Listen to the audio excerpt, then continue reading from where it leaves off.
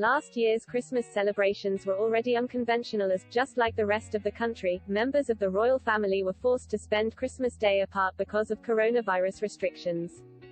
Speaking of the royal family as a whole, she said they had all felt inspired by people volunteering in their communities during the COVID crisis. Remarkably, a year that has necessarily kept people apart has, in many ways, brought us close. During her 2020 Christmas speech, the Queen avoided the explicit use of the words pandemic, coronavirus and COVID-19. Speaking on his YouTube channel, Neil Sean's Daily News Headlines, royal commentator Neil Sean has suggested she might this year choose to avoid speaking about family. Normally she alludes to the fact that it's all about family, it's Christmas time.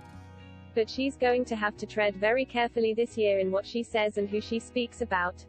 Prince Harry and Meghan's allegations in their interview with Oprah Winfrey in March are still causing tension in the firm. In addition to Omid Scobie and Carolyn Durand's unofficial biography on Harry and Meghan, Finding Freedom, is thought to have added fuel to the ongoing rift. While the Sussexes have distanced themselves from the book and maintain it was written without their collaboration, it hasn't helped the public perception of relations between them and the firm. Mr. Sean added, Her Majesty the Queen has been advised to focus on the good charity works that people have done this year, the success at the Olympics, and the Euro Football Championships.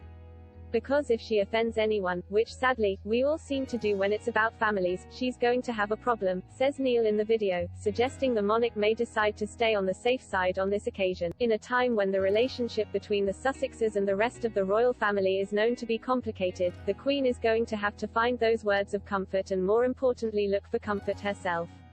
Queen's traditions not going to work for modern royals. Will and Kate. Analysis. Kate pledges dedication to early years at critical time. Report. Yes, she will touch on her own personal troubles, and I think more importantly may allude to some troubles within her family, but it will be very lightly touched upon. Typically broadcast after lunch on Christmas Day, the Queen tends to address the nation to highlight the meaning of family, but this year's circumstances may call for Her Majesty to choose each word more carefully than it has been necessary in the past.